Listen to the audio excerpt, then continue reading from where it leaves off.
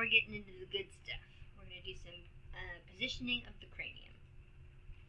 So here's your routine cranium series and some of the special views. So routine, we're going to do an AP axial, also known as a town, a lateral, and a PA 15 degree, also known as a Caldwell. And there's some variations to that, which is the PA with a 25 degree angle to 30, or what they call a 0 degree PA. Our special views are going to be a Haas, which is a PA axial, so rather than the AP, it's the opposite, and an SMV, which is a submento vertex. So, for the AP axial or the town method, again, your patient's going to be lying on the table or standing up against the upright bucky. You want to make sure that you position the patient so that their OML is perpendicular to the plate. So either, again, whether they're lying down or standing up. And then you're going to have about a 30 degree caudad angle to that OML. And you want to enter 2.5 inches above the glabella. So again, hopefully some of these terms are starting to sound a little bit familiar to you, and that we've practiced a bit. So again, this is kind of what this looks like. Also note that you have an option to do 37 degrees to a perpendicular IOML. So roughly on an average person, again I say roughly, right, there's about a 7 degree difference between the OML and the IOML. Okay, so again, if you have the IOML perpendicular to your imaging plate, you want a 37 degree caudad angle, but if you have the OML, then you need a 30 degree. Okay, and this is what it looks like. So, I also refer to this as my alien. This is sort of, in my opinion, what an alien looks like, right? It's a very elongated head for some reason, a little bit strange looking. But the more nitty gritties is that you want to make sure that you have the dorsum sellae projected within the foramen magnum, and you want to have the entire skull is visualized. And what they mean by the skull is the rounded part. So all of the cap kind of has to be included, right? You haven't clipped any of the edges either at the top or on the sides. There should be no rotation or tilt. The petrous ridges should be symmetric. Again, that would give evidence that there's no rotation or tilt. And you should have optimal exposure factors. Next, we have a right lateral skull. So ideally, you would make sure that the mid-sagittal plane, or the MSP, right, is going to be parallel to your image receptor, right? So this is another way to keep, any of the tilt and rotation, right, away from that. So as long as you really make sure that that MSP is parallel, then you're in a pretty good spot to have an accurate lateral position. The other line you can use to make sure that it stays lateral is the interpupillary line, and to make sure that that's perpendicular to your IR. Now you're going to take your CR and you're going to enter 2 inches above the EAM. And note that it's the EAM and not the TEA, which is the top of ear attachment, but the actual hole itself. So 2 inches above the hole.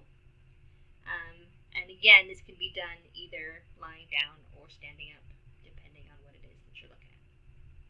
Collimation, again, you should just make sure that you include sort of the top of the head all the way to the back, and then of course the forehead. You do not need to get all the way down to the bottom of the chin. Remember that this is for a skull, and you do not need to get all of the facial bones. So this can also be done in a trauma situation by doing a cross-table lateral or a shoot-through. And those same sort of rules would apply. You would want to make sure that you were in as true of a lateral position as possible, given whatever state the injured person might be in. And then, of course, you still want to enter about 2 inches up above the EAM and make sure that your collimation is appropriate. And here's what it should look like. Again, notice that they don't have the entire mandible, but they do have all the way down to the mastoid portions of the temporal bone. Okay, so again, all aspects of the cranium have been covered. So entire skull should be visualized. The cranium seen without rotation or tilt. And my question to you is, does this image qualify? There is just a little bit, I think, rotation going on here. And correct flexion extension. So, right, again, if you've made sure that their interpupillary line was perpendicular and that their mid-sagittal plane was parallel, there shouldn't be, any flexion or extension. And then optimal exposure factors. Next, we have the PA cranium, or the Caldwell. Again, this could come in slightly different versions. So we have a CR with 15 degrees. That's going to exit at the nasion. 0 degree CR exits at the glabella. But most important to all of this is that your OML should be perpendicular to the IR. So again, this time your patient is going to be facing whether or not they're on the table or upright. And you're going to have to tilt them, right, so that you can get their IOML perpendicular to the IR. And then, like I said, it depends which PA version you're going to be doing, whether or not you have a 15-degree angle or no angle, or a 30-degree angle. So, again, there's some variation to the Caldwell. Although traditionally, the Caldwell has a 15-degree PA angle on it. So, this is what a Caldwell should look like with a 15-degree caudate angle. So, again, you have the OML perpendicular, and you have a 15-degree caudate angle. You should see the petrous ridges in the lower one-third of the orbit. Again, you want to make sure you have the entire skull, no rotation and tilt, and optimal exposure factors.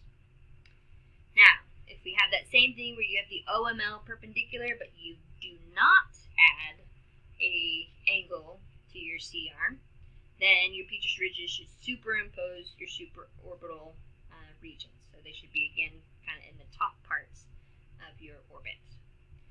Again, you should have the entire skull, optimal exposure factors, and no rotation.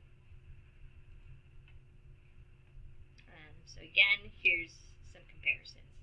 So you can again start to kind of tell where you've added some tilting, either with the patient's head or with your tube, and the difference that makes on your outcome of the images. So the image on the left has no angle, and the image on the right has that 15 degrees caudate. And here you kind of have a variation of those. So starting with 0, going to 15, and then going to 30, you can again start to see the difference of what that does to your petrous ridges in relation to your orbits. Moving on to some of our special projections, we have the Haas method, which is a PA axial.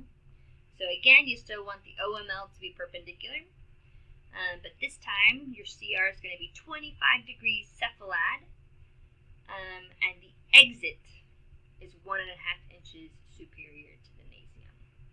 So again, the book and in general life just loves to get really complicated in describing an exit point rather than an entry point. And some of that is because, again, there might be some variation. The entry point isn't as consistent. So, in general, the exit should be right? 1.5 inches above your nasea. So you could also say that's maybe about an inch above your glabella.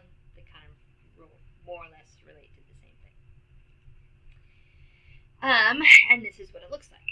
So similar to the apiaxial, except for that the dorsum sellae is now going to appear larger within the foramen magnum because the foramen magnum itself has been somewhat magnified.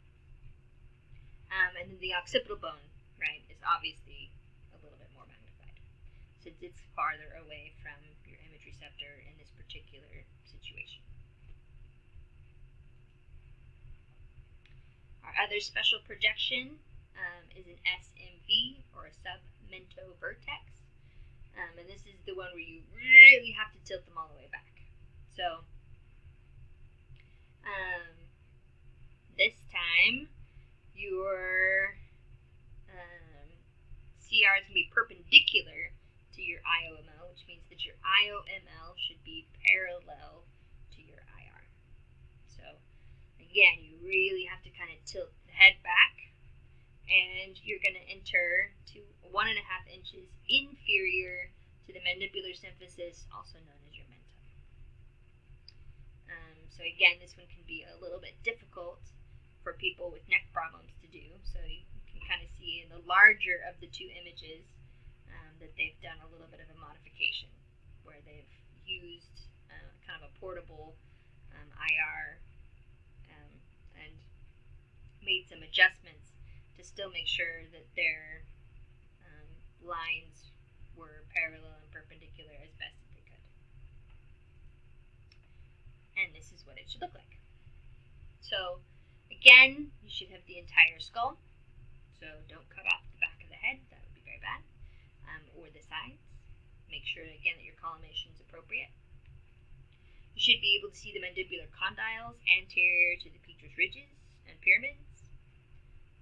Again, that's kind of that thicker, more dense white appearing area in between the two black spots, right through the middle of the skull, going from side to side.